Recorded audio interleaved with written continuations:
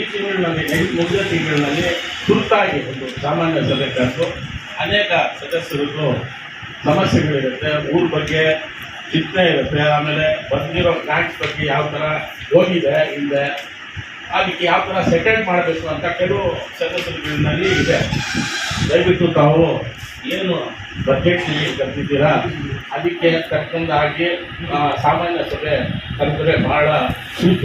ಈಗ ಬೇಕಾಗಿಲ್ಲ, ಯಾಕಂದರೆ ಕೆಲವು ತಿಂಗಳು ಬಾಕಿ ಕೆಲವು ಸದಸ್ಯರು ಅದೆಲ್ಲ ಮತ್ತೆ ಜನರ ಮಧ್ಯೆ ಹೋಗಬೇಕು. ಯಾರ್ಯಾರು ಬರ್ತಾರೋ ಯಾರ್ಯಾರು ಇಲ್ವೋ ಅದು ಜನರು ಸೇರಿ ಆ ಬುದ್ಧಿ ಇಟ್ಕೊಂಡು ನೀವು ಸಾಮಾನ್ಯ ಸಭೆ ಕರಿಬೇಕು. ಈಗ ಅಂಕಿಅಂಶ ಮಾಡ್ತಾ ಇರೋದು ದಯವಿಟ್ಟು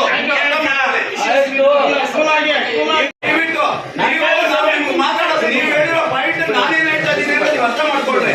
ನೀವು ಬಜೆಟ್ ಬಗ್ಗೆ ಮಾತಾಡಿ, ಈಗ ಮಾನ್ಯ ಅಧ್ಯಕ್ಷರ ಬಗ್ಗೆ ಮಾತಾಡಿ, ಯಾವ್ದು ಬೇರೆ ಯಾವ್ದಾದ್ರು ಹೇಳ್ಬೇಡಿ.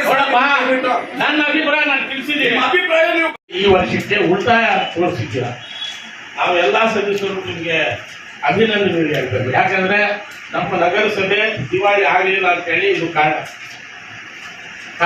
ಯಾಕಂದ್ರೆ ಇದು ಅನೇಕ ಮಾಧ್ಯಮದಲ್ಲಿ ಸುದ್ದಿಯಾಗಿ ನಗರಸಭೆ ಅಥವಾ ತಿರುನೋಳಕ್ಕೆ ನಿಂತ್ಬಿಡ್ತಾ ಇದೆ. ನಿಂದೆ ಪಕ್ಷದ ಶಾಸಕರು ಪದೇ ಪದೇ ನಗರಸಭೆ ಮೇಲೆ ಒಂಥರ ಕೆಟ್ಟ ವಾತಾವರಣ ತರ ಸುದ್ದಿ ಮಾಡೋದು ನಿಮ್ಗೆ ಯಾವ ತರ ಅನಿಸ್ತೋ ನಮ್ಗೆ ಗೊತ್ತಿಲ್ಲ. ಈಗ ಅದಲ್ಲ ಅಧ್ಯಕ್ಷರಾಗಿ ಈಗ ಹೇಳ್ತೀನಿ, ಮಾತಾಡಿ. ಬಜೆಟ್ ಮಂಡನೆ ಬಿಟ್ಟು ಅವಾಗಲೇ ನಾಗರಾಜ್ ಸರ್ ಅವರು ಅನ್ಯ ವಿಚಾರಗಳು ಒಂದ್ ಮಾತು ಹೇಳ್ತೇನೆ. ಇಲ್ಲಿ ಬಜೆಟ್ ಮಂಡನೆ ಮಾಡ್ತಾ ಇರೋದು ಅಧ್ಯಕ್ಷರು. ನಮ್ಮ ಅಭಿಪ್ರಾಯ ಇಲ್ಲ, ಅಭಿಪ್ರಾಯ ಇದು ರಾಜಕೀಯ ಮಾಡ್ತಾ ಇಲ್ಲ. ಇದು ರಾಜಕೀಯ ಮಾಡ್ತಾ ಇಲ್ಲ. ಇವಾಗ ಹೇಳ್ತಾ ಇದಾರೆ ಪದೇ ಪದೇ 3 ಸಲ ಕೇಳಿದ್ವಿ ನಾವು. 3 ಸಲಿನಲ್ಲೂ ಶಾಸಕರು ಅಂತ ಹೇಳ್ತಾ ಇದಾರೆ. ಶಾಸಕರು ಬಂದು ಇಲ್ಲಿ ಕೆಲಸ ಮಾಡಿರೋದಕ್ಕೆ ನಡೀತಾ ಇರೋದು, ಶಾಸಕರು ಆಗಿರೋದಕ್ಕೆ ಮಾಡ್ತಾ ಇರೋದು. ಬಜೆಟ್ ಬಗ್ಗೆ ಮಾತಾಡ್ಬೇಕು, ಬೇರೆ ಮಾತಾಡಂಗಿಲ್ಲ. ನೀವು ಬಜೆಟ್ ಬಗ್ಗೆ ಏನ್ ಬೇಕಾದ್ರೂ ಮಾತಾಡಿ. ಅಧ್ಯಕ್ಷರನ್ನ ಕೇಳ್ರಿ, ಕಮಿಷನರ್ ಅವ್ರನ್ನ ಕೇಳ್ರಿ. ಕೈಯಿಂದ ಮಾಡ್ತಾ ಇರೋದು ಇದೇ ಶಾಸಕರೇ ಕೈಯಿಂದ ಮಾಡಿದ್ದಾರೆ. ಇವಾಗ ಬ್ರಿಡ್ಜ್ ಕೆಳಗಡೆ ನೀರು ನಿಂತಾಯ್ತು 3 ವರ್ಷದಿಂದ, ಯಾರು ತಲೆ ಹಾಕಿಲ್ಲ, ಅವ್ರು ಸ್ವಂತ ಕೈಯಿಂದ ಮಾಡಿದ್ದಾರೆ ಸರ್. ಹಂಗಲ್ಲ, ದಯವಿಟ್ಟು ಇವಾಗ ನೀವೇ ಹೇಳ್ದಂಗೆ ಬಜೆಟ್ ಬಗ್ಗೆ ಅಧ್ಯಕ್ಷರು ಬಜೆಟ್ ಬಗ್ಗೆ ಮಾತಾಡಿ, ಬೇರೆ ವಿಚಾರಕ್ಕೆ ಹೋಗೋದು ಬೇಡ.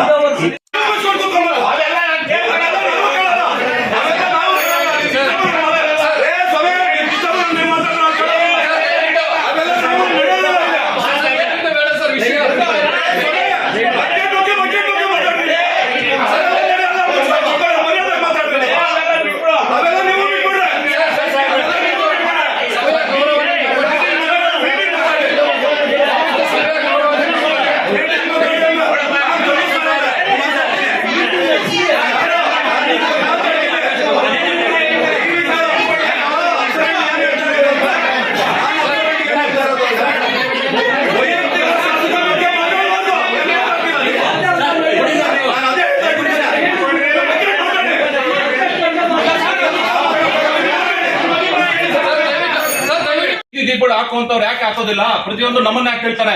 ನಗರಸಭೆಯಿಂದ ಹಾಕೊಡ್ಬೇಕು. ಯಾವ್ದೇನ ವೈರ್ ಆಗಿರ್ಬೋದು, ಲೈಟ್ ಆಗಿರ್ಬೋದು, ಅದು ವೋಲ್ಟರ್ ಆಗಿರ್ಬೋದು, ಪ್ರತಿಯೊಂದು ಆ ಬೀದಿ ದೀಪ ಹಾಕುವಂತವ್ರು ಸರ್ ನೀವು ತಗೊಂಡ್ರೆ ನಾವು ಹಾಕ್ತೀವಿ ಅಂತ ಹೇಳ್ತಾರೆ. ಯಾವ್ದು ಇದು ಯಾವ್ದ್ರಲ್ಲಿದೆ?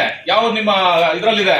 ಯಾವ ಒಂದು ಶಾಸನದಲ್ಲಿದೆ? ಇದನ್ನ ನಾವು ತಗೊಡ್ಬೇಕು. ಅದನ್ನ ಬೀದಿ ದೀಪಗಳನ್ನ ನೀವು 10 ಲಕ್ಷ ಹಾಕಿದ್ರಿ, ಇಲ್ಲಿ ನಾವು ತಗೊಡ್ಬೇಕಾಗ್ತದೆ. ಈಗ ಆಮೇಲೆ ಈಗ ಹಬ್ಬಗಳು ಬರ್ತಾ ಇದೆ, ರಾತ್ರಿ ಹೊತ್ತು ಕತ್ಲು, ಮತ್ತೆ ಇಲ್ಲ ಈ ಕಡೆ ಇನ್ನೂ ಆ ಕಡೆ ವಾರ್ಡ್ ಮೇಲೆ ವಾರ್ಡ್ಗಳೆಲ್ಲೂ ನಾಯಿಗಳು ಜಾಸ್ತಿ ಇದಾವೆ. ಕತ್ತಲು ಓಡಾಡಿದ್ರೆ ನಾಯಿಗಳು ಕಚ್ಚುತ್ತೆ. ಅದಕ್ಕೆ ಯಾರು ಅದಕ್ಕೆ ಜವಾಬ್ದಾರರಾಗ್ತಾರೆ ಇದಕ್ಕೆ.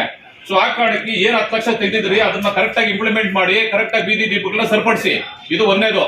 ಆಮೇಲೆ ಇದರಲ್ಲಿ 95 ಲಕ್ಷ ರೂಪಾಯಿಗಳನ್ನ ಪಂಪು ಮೋಟ್ರು ಪೈಪ್ ಲೈನ್ ಅಂತ ತೆಗೆದಿಟ್ಟಿದ್ರಿ. ಆ ಪಂಪು ಮೋಟ್ರು ನವೆಂಬರ್ ತಿಂಗಳಲ್ಲಿ ನಾನು ಅರ್ಜಿ ಕೊಟ್ಟಿದ್ದೀನಿ. ಓಲ್ಡ್ ಹಾಸ್ಪಿಟಲ್ ರೋಡ್ ಅಲ್ಲಿ ಆ ಮೋಟರ್ ಕೆಟ್ಟೋಗಿದೆ, ಹೊಸದಾಕ್ರಿ ಅಂತ ಹೇಳ್ಬಿಟ್ಟು ಅಧ್ಯಕ್ಷರಿಗೂ ಹೇಳಿದ್ದೀನಿ, ಲಾಸ್ಟ್ ಮೀಟಿಂಗ್ ಅಲ್ಲಿ ಶಾಸಕರಿಗೂ ಹೇಳಿದ್ದೀನಿ, ಕಮಿಷನರ್ ಸಾಹೇಬ್ರು ನಿಮಗೂ ಹೇಳ್ತಾ ಇದ್ದೀನಿ, ಅಧ್ಯಕ್ಷರು ಹೇಳ್ತಾ ಇದ್ದೀನಿ. ಆ ಅರ್ಜಿ ಮೇಲೆ ಒಂದು ಕ್ರಮ ತೆಗೆದುಕೊಳ್ಳಿ. ಆ ಹಳೆ ಪಂಪು ಹಳೆ ಮೋಟರ್ ಹಾಕ್ಬಿಟ್ಟು ಎಷ್ಟು ದಿನ ಅಂತ ಅದು ಓಡುತ್ತದೆ, ಮತ್ತೆ ನಿಂತೋಗುತ್ತೆ. ಇದನ್ನ ನಾನು ಪದೇ ಪದೇ ಮೀಟಿಂಗ್ ಅಲ್ಲಿ ಹೇಳ್ತಾ ಇದ್ದೀನಿ. ಅದು ಹೊಸ ಮೋಟರ್ ಒಂದು ಹಾಕಿ. ಇದಕ್ಕೋಸ್ಕರ 95 ಲಕ್ಷ ರೂಪಾಯಿ ತೆಗೆದಿರಿ. ಎಲ್ಲಿ ಮೋಟರ್ ಹಾಕ್ತಾ ಇದ್ರಿ? 95 ಲಕ್ಷ ರೂಪಾಯಿನ ಎಲ್ಲಿ ಮೀಸಲಿಟ್ಟಿದ್ರಿ? ಅದನ್ನ ಯಾವ ವಾರ್ಡ್ ಅಲ್ಲಿ ಹಾಕ್ತಾ ಇದ್ರಿ? ಅದನ್ನಾದ್ರೂ ಡೀಟೇಲ್ ಕೊಡಿ. ನೀವೇನು ಅದ್ರ ಬಗ್ಗೆ ಏನಿದಿಲ್ಲ. ಈ ಆಯವ್ಯಯದಲ್ಲಿ 2,44,24,800 ರೂಪಾಯಿ ಉಳಿತಾಯ ಖಾತೆ ತೋರಿಸ್ತಾ ಇದ್ರಿ ನೀವು. ಏನು ಉಳಿತಾಯ ಆಯವ್ಯಯ ಅಂತ? ಈ 2,44,00,000 ರೂಪಾಯಿ 24,000ದಲ್ಲಿ ಎಲ್ಲ IMS ಲೈಟ್ಗಳನ್ನು ಸಹ ಸರಿಪಡಿಸಬಹುದು, ಹೊಸದು ಹಾಕ್ಬೋದು. ಅದನ್ನ ಹೊಸದ್ ಹಾಕ್ರಿ, ಇದ್ರ ಬಗ್ಗೆ ಗಮನ ಹರಿಸಿ. ಲೈಟ್ಗಳು ಅದ್ರ ಬಗ್ಗೆ ಗಮನ ಹರಿಸಿ, ಮೋಟರ್ ಇದ್ರ ಬಗ್ಗೆ ಗಮನ ಹರಿಸಿ. ಬೇಸಿಗೆ ಕಾಲ ನೀರು ಅಭಾವ ಜಾಸ್ತಿ ಇದೆ. ಅವ್ರು ಹೇಳ್ದಂಗೆ ಸದಸ್ಯರು ಹೇಳ್ದಂಗೆ 20 ದಿವಸಕ್ಕೆ ಒಂದಿನ ನೀರ್ ಬಂದ್ರೆ 20 ದಿನ ಸ್ಟೋರ್ ಮಾಡಕ್ ಆಗುತ್ತಾ ನೀರ್ನ? ಜನ ಹೆಂಗ್ ಕುಡಿತಾರೆ ಆ ನೀರ್ನ? ದಯವಿಟ್ಟು ದಿನ ಬೆಳಗಾದ್ರೆ ದಿನ ನೀರ್ ಬಿಡೋದಕ್ಕೆ ಅದನ್ನ ವ್ಯವಸ್ಥೆ ಮಾಡಿ, ಮೋಟರ್ ಪಂಪ್ನ ರೆಡಿ ಮಾಡಿಸಿ, ಆ ಮೋಟರ್ಗಳು ಸರಿಪಡಿಸಿ, ಲೈಟ್ಗಳು ಸರಿ ಮಾಡಿಸಿ. ಇದು ಬೇಸಿಕ್ ನೀಡ್ಸ್ ಬೇಕಾಗಿರುವಂತದ್ದು. ಜನಗಳು ಕೇಳ್ತಾ ಇರೋದು ಇದನ್ನ. ಅದು ಬಿಟ್ಟು ಆಮೇಲೆ ಈಗ 15 ಫೈನಾನ್ಸ್ ಅವೆಲ್ಲ ಬರ್ತಾರೆ. ಯಾವ್ದು 4-5 ವಾರ್ಡ್ಗೆ ಮೀಸಲಿಡಬಾರ್ದು, ಪ್ರತಿ ವಾರ್ಡ್ಗೂ ಸಮಾನವಾಗಿ ಹಂಚಿಕೆ ಮಾಡಬೇಕು. ಯಾಕೆ ಯಾವ್ದು ಹಾಕಿದಕ್ಕೆ ಅದನ್ನ ಯಾಕೆ ಹಾಕ್ತೀರಿ? ಯಾವ ವಾರ್ಡ್ಗೆ ಹಾಕಿರ್ತೀರಿ ಲಾಸ್ಟ್ ಟೈಮ್ ಅದೇ ವಾರ್ಡ್ಗೆ ಮತ್ತೆ ಹಾಕ್ತೀರಿ. ಆ ಕೆಲಸ ಏನ್ ನಡೆದಿರ್ತದೆ ಮತ್ತೆ ಅದನ್ನ ಬೇರೆ ವಾರ್ಡ್ಗಳೆಲ್ಲ ಇನ್ನೂ ಆಗಿಲ್ಲ. ಎಲ್ಲೆಲ್ಲಿ ವಾರ್ಡ್ಗಳಲ್ಲಿ ಕೆಲಸ ಕಡಿಮೆ ಇದೆ, ಇಲ್ಲ ಯಾವ ವಾರ್ಡ್ ಅಲ್ಲಿ ಇನ್ನೂ ಕೆಲಸ ನಡಿಬೇಕು, ಬ್ರಿಡ್ಜ್ ಇಲ್ಲ, ಚರಂಡಿ ಇಲ್ಲ, ರೋಡ್ ಇಲ್ಲ, ಅದಕ್ಕೆಲ್ಲ ಗಮನ ಹರಿಸಿ. ಅದ್ರ ಬಗ್ಗೆ ಗಮನ ಹರಿಸಿ ಕೆಲಸ ಮಾಡಬೇಕಾಗ್ತದೆ. ಉಳಿತಾಯ ಖಾತೆಯನ್ನು ಮಾಡಿದ್ರೆ ಅಯ್ಯವಯ್ಯ ಆಗ್ತದೆ. ಡೆವಲಪ್ಮೆಂಟ್ ಬಗ್ಗೆ, ಅಭಿವೃದ್ಧಿ ಬಗ್ಗೆ ಪ್ರತಿಯೊಬ್ಬರು ಒಂದೇ ಕೇಳೋದು, ನಗರಸಭೆಯಿಂದ ಏನ್ ಡೆವಲಪ್ಮೆಂಟ್ ಆಗ್ತಾ ಇದೆ ಅಂತ ಹೇಳ್ಬಿಟ್ಟು ಡೆವಲಪ್ಮೆಂಟ್ ನ ಮಾಡ್ಬೇಕಾಗ್ತದೆ. ಕಮಿಷನರ್ ಆದಂತವ್ರು ನೀವು ಅದ್ರ ಬಗ್ಗೆ ಕಾನೂನು ರೀತಿಯಲ್ಲಿ ಯಾವ ರೀತಿ ಇಂಪ್ಲಿಮೆಂಟ್ ಮಾಡ್ಬೇಕು ಅನ್ನೋದನ್ನ ಗಮನ ಹರಿಸಿ. ಅಧ್ಯಕ್ಷರು ಹೇಳಿದ್ರೆ ಅಧ್ಯಕ್ಷರು ನೀವು ಸೇರ್ಕೊಂಡು ಅದ್ರ ಬಗ್ಗೆ ಒಂದು ಚರ್ಚೆ ಮಾಡಿ ಒಂದು ಏನು ಫೆಸಿಲಿಟೀಸ್ ಬೇಕು, ಬೇಸಿಕ್ ನೀಡ್ಸ್ ಬೇಕು, ಅದನ್ನ ನೀವು ಪ್ರೊವೈಡ್ ಮಾಡ್ಬೋದು. ಎಲ್ಲಾ ಜನಗಳಿಗೆ ಯಾವುದೇ ರೀತಿಯಂತ ಒಂದು ಸವಲತ್ತುಗಳನ್ನ ನಾವು ಒದಗಿಸಬಹುದು. ದಯವಿಟ್ಟು ಇದ್ರ ಬಗ್ಗೆ ನೋಡಿ. ಏನ್ ಮೀಸಲಿಟ್ಟಿದ್ರಿ? ಲಕ್ಷ ಹೇಳ್ತೀರಿ ನೀವು. ಇದ್ರಲ್ಲಿ ಈಗ 17 ಕೋಟಿ ರೂಪಾಯಿ ನೀವು ಹೇಳ್ತಿದ್ದೀರಿ ಅಯ್ಯವಯ್ಯದು. ಏನು ಅದನ್ನ ಡೆವಲಪ್ಮೆಂಟ್ ಆಗಿದೆ, ಯಾವ್ಯಾವ ರೀತಿಯಲ್ಲಿ ಆಗಿದೆ ಅಂತ ಚರ್ಚೆ ಮಾಡಿ. ಬರೀ ಪುಸ್ತಕದಲ್ಲಿ ಏನಿಟ್ರೆ ಆಗೋದಿಲ್ಲ, ಅದನ್ನ ಇಂಪ್ಲಿಮೆಂಟ್ ಮಾಡಬೇಕು. ಪೇಪರ್ಗಳಲ್ಲಿ ಇರ್ತದೆ, ಪೇಪರ್ ರೈಟ್ ಮಾರ್ಕ್ ಹಾಕಿ ಪ್ರೊಸೀಡಿಂಗ್ಸ್ ಓಕೆ ಮಾಡುತ್ತೆ, ಮುಂದಕ್ಕೆ ಹೋಗ್ತದೆ. ಬಟ್ ಅದು ಇಂಪ್ಲಿಮೆಂಟ್ ಯಾವಾಗ ಆಗುತ್ತೆ? ಜನಗಳಿಗೆ ಯಾವಾಗ ತಲುಪುತ್ತೆ? ಆ ಫೆಸಿಲಿಟಿ ಕೊಟ್ರೆ ತಾನೇ ಜನಗಳು ಆಗ್ತಾರೆ ಅಭಿವೃದ್ಧಿ ಆಗಿದೆ ಅಂತ ಹೇಳೋದು. ಇದೇ ತಾನೇ ಶಾಸಕರು ಹೇಳಿದ್ದು. ಯಾವುದೇ ರೀತಿಯಂತ ಇಲ್ಲಿ ದಳ್ಳಾಳಿಗಳು ನಡೆಯಬಾರ್ದು, ಎಲ್ಲಾನು ಸಹ ಕ್ಯಾಶ್ಲೆಸ್ ನಡಿಬೇಕು, ಎಲ್ಲಾ ವ್ಯವಹಾರಗಳು ಸಹ ಇಲ್ಲಿ ಆನ್ಲೈನ್ ಅಲ್ಲಿ ಆಗ್ಬೇಕು ಅಂತ. ಸೊ ಆ ರೀತಿ ಇಂಪ್ಲಿಮೆಂಟ್ ಮಾಡಿ. ಎಲ್ಲಾ ಖಾತೆಗಳು ಕೊಡಿ. ಹೇಳ್ದಂಗೆ ಸದಸ್ಯರು ಹೇಳ್ದಂಗೆ ಖಾತೆಗಳು ಕೊಟ್ರೆ ಏನು ಆದಾಯ ಬರುತ್ತೆ. ಆದಾಯದಿಂದ ಅಭಿವೃದ್ಧಿ ಪಡಿಸಬಹುದು. ಇದ್ರ ಬಗ್ಗೆ ಗಮನ ಹರಿಸಿ. ಈಗೇನ್ ನಾನು ಅರ್ಜಿ ಕೊಟ್ಟು ಒಂದು 4-5 ತಿಂಗಳು ಆಗ್ತಾ ಇದೆ, ಅದ್ರ ಮೇಲೆ ಒಂದು ಇದು ಇಲ್ಲ. ಅಧ್ಯಕ್ಷರು ಹೇಳ್ತಾರೆ ಇಲ್ಲ ಹೇಳಿದೀನಿ, ನೆಕ್ಸ್ಟ್ ಟೈಮ್ಗೆ ಅದು ಕೆಟ್ಟೋಗ್ಬಿಟ್ರೆ ಹೊಸದ್ ಹಾಕ್ತೀನಿ. ಅದು ಕೆಟ್ಟೋಗೋರು ಕಾಯ್ಬೇಕಾ? ಅರ್ಜಿ ಕೊಟ್ಟಿದ್ದೀನಲ್ಲ, ಅದ್ರ ಬಗ್ಗೆ ಗಮನ ಹರಿಸಿ. ಅದ್ರ ಕೆಟ್ಟೋಗಂಟ ಕಾತ್ರೆ ಆಮೇಲೆ ಇವಾಗ ಚಕ್ರಪಾಣಿ ಸಾಹೇಬ್ರು ಹೇಳ್ದಂಗೆ ನಾನು ಅವ್ರಿಗೆ ಫೋನ್ ಮಾಡಿದೆ, ಸರ್ ಅದ್ರಿಗೆ ಇಮಿಡಿಯೇಟ್ ಆಗಿ ಒಂದು ಪಾಣಿ ಅಂತ. ಏನ್ ಚಕ್ರಪಾಣಿ ಸಾಹೇಬ್ರೆ